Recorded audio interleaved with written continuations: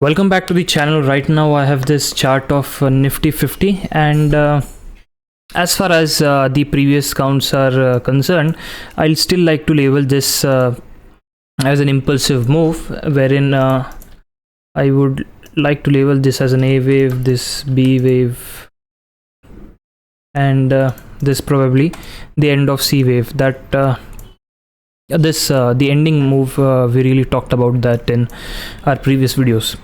Now if I look at this down move that we got from 23,869 to the today's low of 23,400, roughly 400 points of down move is what I would call some part of a wave D.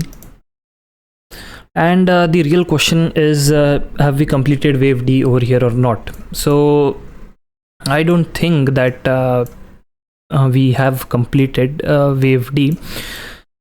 I would expect if wave D wants to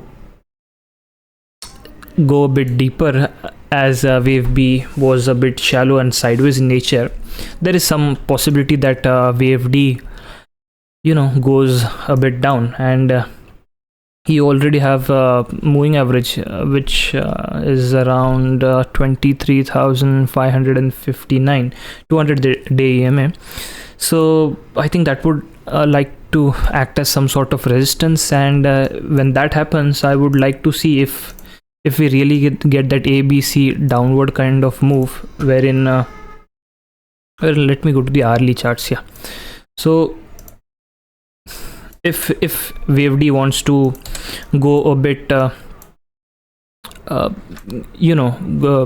a bit sharp, as opposed to wave B, which was a bit shallow, then we have this possibility of this being equal to the down move.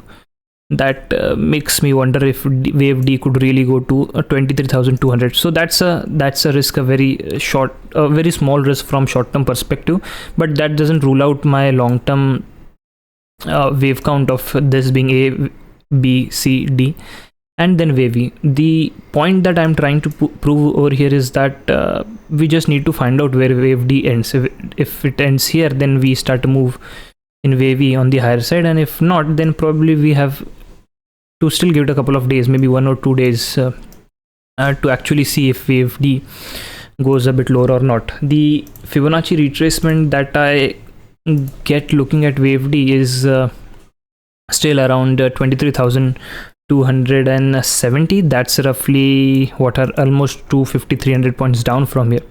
So if that happens, then ideally we have the situation for wave E. So that would take us above the previous swing high of 23,869, and preferably towards 24,000 or 24,200 levels is what I'm looking at.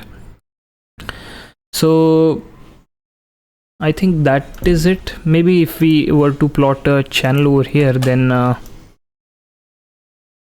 we have this channel support coming in over here at let's say the roughly levels of around 23,400. So it would be very interesting to see where wave D actually ends. If tomorrow is a down day, then I would preferably presume that wave D, there is a possibility that wave D becomes quite sharp, and we see 200-300 points of down move before we actually pick up in wave E. And when we do that ABCDE, I would again expect say a roughly fall of about 700-800 points on the downside, and then you'll complete that cycle, but might not break below the low of 22,000, and then you again start towards all-time high. Also, a very basic structure from the point of view of technical analyst is a break above wave C. Well, if you do that, then there's no better way to look at it. If you break above 23,869, that is the high of wave C, then you would have to assume that wave D has ended over here, and then you are starting a new move on the upside in wave E.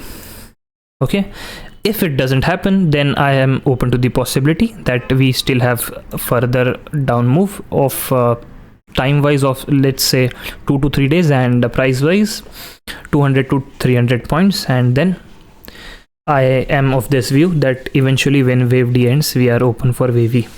I think that was it for the video. Thank you.